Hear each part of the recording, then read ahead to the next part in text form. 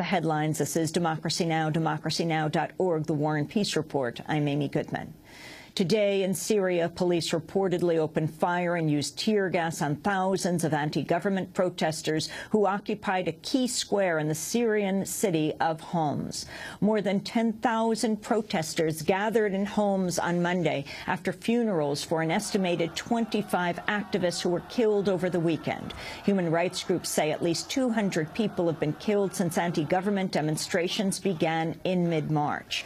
Protesters demanded the immediate lifting of Syria's long-standing emergency laws, the release of political prisoners, and the overthrow of President Bashar al-Assad. He assumed the presidency in 2000 when his father, al-Assad, died after 30 years in power.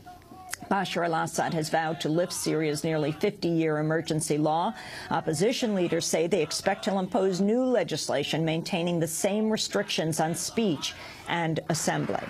For more, we go to Washington, D.C., where we're joined by Bassam Haddad, the director of the Middle East Studies program at George Mason University. His book, Business Networks in Syria, The Political Economy of Authoritarian Resilience, is being published later this year. Welcome to Democracy Now!, Professor Haddad. Can you talk about this latest attack on the protesters in Homs? Well, what we have in the past evening, last night, was a protest of about 10,000 or more people, we don't have exact numbers, who actually for the first time in the recent weeks have actually taken the clock square, which is now being dubbed Tahrir Square in Homs, and have just sat in the square and announced that they will not leave until their demands are met. And of course, this was not the case. At about 1:45 a.m. In Syria, the police dispersed the protesters using tear gas and live bullets. There are reports of a few serious injuries and so far one fatality, which is actually rather surprising considering the amount of fire that was shot and considering what the regime announced right before they actually did so, which is basically that they claimed that this is in fact an armed insurrection that is taking place in Homs, and they basically announced that there are Salafi Islamist groups that are leading these protests, which is a pretext for the regime to give itself a carte blanche in responding. Can you talk about the significance of Homs, what role it has played in Syrian history? Well, Homs is the biggest province in Syria, and it's quite diverse, and it has been a site of a few insurrections historically. It has also been a site of mobilization for Islamists in the recent past, and it is likely to be to continue to be one of the main engines for the development of the protest movement. Partly because it's a major metropolitan city, and partly because it's somewhat remote from the two largest cities in Syria, where the presence of the state and police and security services is quite heavier. So you will see around Homs the kind of momentum that we saw in other places, something that is radically different than Dar'a in the south of Syria. And it also is Homs that is close to Hama, which is the site of the Brotherhoods or Muslim Brotherhoods insurrection in the 70s and early 80s. It's about 35 minutes away from Homs. So I think it will become the focus in the next few days. And talk about that Muslim Brotherhood insurrection and what happened, the response of al-Assad, the president's father. Well, I mean, this is an old story in the sense that it didn't actually just happen in 1982 when the state responded by literally destroying a good part, some people say 1/4 of the old city of Hama. And led to the killing of many, many thousands of people. There are no exact records, but this is something that started in 1964, at least, when the Islamists were excluded once again from participating in fledgling Arab states that were at the time in post-colonial times developing in various directions, and it made created a problem in Syria in terms of the Ba'ath Party, the secular nationalist socialist Ba'ath Party.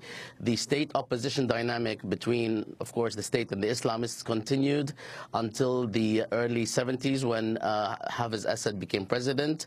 The hostilities continued and took a sectarian turn in the early to mid 70s, and the escalation culminated in the 1982 strike by the regime against the Muslim Brotherhood in Hama, which led to the killing. I mean, the numbers vary between 10 to 30,000 deaths. Of course, most of whom were not fighters because of the magnitude of the killing.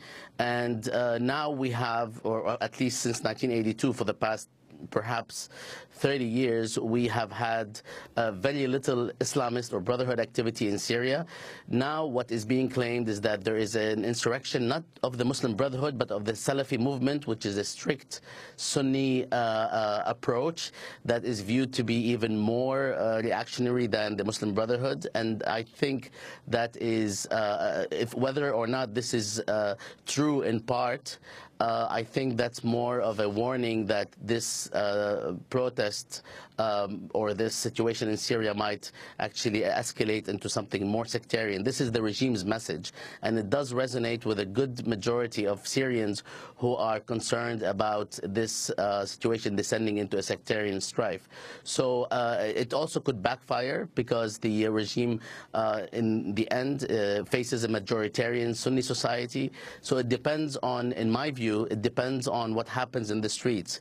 If the regime continues to batter and shoot using live bullets, the fortunes of the regime, and in terms of its media war and its narrative, I think will decline very quickly. Professor Haddad, I wanted to ask you about the newly released diplomatic cables from the online whistleblower WikiLeaks, showing the United States has secretly financed Syrian opposition groups and activities since at least 2005. The funding's gone to a number of projects, including the London-based satellite channel Barada TV. At a news conference yesterday, State Department spokesman Mark Toner was questioned about the U.S. role. Are we working to undermine that government or not? That's a very simple. No, we are not working to undermine that government. What we are trying to do in Syria through our civil society support is to build the kind of democratic institutions, frankly, that we're trying to do in countries around the globe. My own personal experience, when I was in Poland in the 1990s, we worked enormously with civil society and non-governmental organizations. The difference here, as I said, is that the Syrian government perceives this kind of assistance as a threat to its existence. That was the State Department spokesperson, Mark Toner. Professor Bassam Haddad, your response.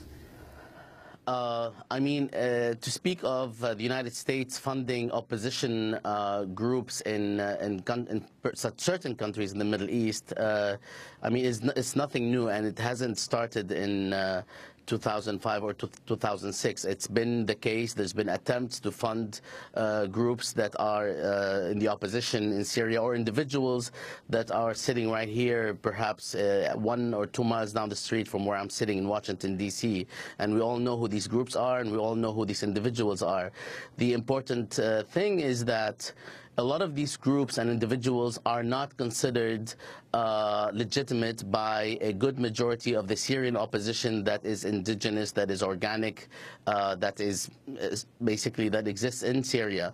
there is a notion that American support is like basically it's like poison, in the sense that if you are considered to be supported by an American side and you are part of the Syrian opposition, not only are you considered an enemy by the Syrian state, but you're also ostracized or excluded from a good majority of the organic Syrian opposition because of the imperialist undertones of this kind of support. So there's nothing new about the American support. It's clear that there are forces outside Syria, including U.S. foreign policy and its unprincipled stance in the Middle East and generally, and certainly when it comes to Syria, including the State of Israel, including some Arab states, perhaps Saudi Arabia, some factions in Lebanon.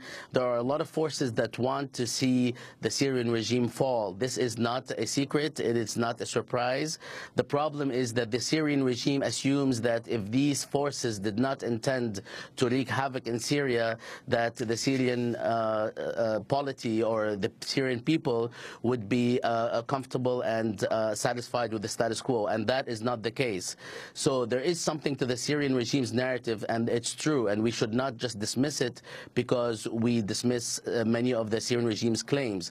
This is actually the case. There are people and infiltrators trying to create problems for the Syrian regime, but absent these efforts, there is still a legitimate majority Syrian voice that wants an end to the one-party rule. And the formula that we're witnessing today, the new formula, is not about narrative and counter-narrative. We have to actually go deeper and just look at the basic problem of the continuation of one-party rule, which is no longer acceptable. As we saw in the region, this is something that hopefully will become part of the past, and the Syrian regime will not be able to overcome this period without slowly, gradually, but certainly starting immediately, without dismantling its one-party rule and various other issues. But I think, Professor Haddad, let me interrupt and ask about the opposition leaders questioning Bashar al-Assad, saying he will lift Syria's nearly 50-year emergency law, but they say that he will then impose new legislation maintaining the same restrictions on speech and assembly. Yeah, this is, I mean, interestingly, this is where I was going, and that is, it's no longer enough and it's no longer sufficient to lift the emergency law, because, first of all, there are other laws that already exist in the Syrian legal system that would give the states some of the same jurisdiction and some of the same legal right to crack down besides the emergency law. The second point is that it's going to be replaced by an anti-terrorism law, or a set of laws that are in the vicinity of what can be considered anti-terrorism, and that is going to actually allow the regime to crack down on any opposition, especially if it gives it an Islamist coloring on the basis that it is cracking down on terrorism. So there will be very little distinction between them, and that's why I'm emphasizing that we need to go a little deeper and not think about these legal systems, because we're beyond that point, and pay attention to if and when the Syrian regime begins to talk about transitioning from the Ba'athist one-party rule to something that is more diverse and that allows various groups to form and organize political parties. Well, in Homs, they're calling for his overthrow. They're calling for Bashar al-Assad's ouster. Finally, how significant are these protests this week? And what I have been saying in the past couple of days is basically that we are entering a very decisive week. And I think that the proclamations by the regime and by Bashar al-Assad might begin to fall on deaf ears, because we might have crossed into the point of no return in terms of what the regime can do politically. So what I'm saying in terms of a movement to elimination of the one-party rule is perhaps the only exit, not out of the entire tense situation, but a way to placate some of the extremist views and to prevent the majority of Syrians to basically join in what might become a new Tahrir Square-like gatherings in various Syrian cities. So it is really a decisive week, and it seems that the regime, by not taking advantage of some of the opportunities it had in the first two speeches, it seems that it is making itself more and more irrelevant, irrespective of what concessions it makes. Professor Bassam Haddad, thank you very much for being with us, Director of the Middle East Studies Program at George Mason University. His forthcoming book is called Business Networks in Syria, the Political Economy of Authoritarian Resilience. This is Democracy Now!, democracynow.org, The War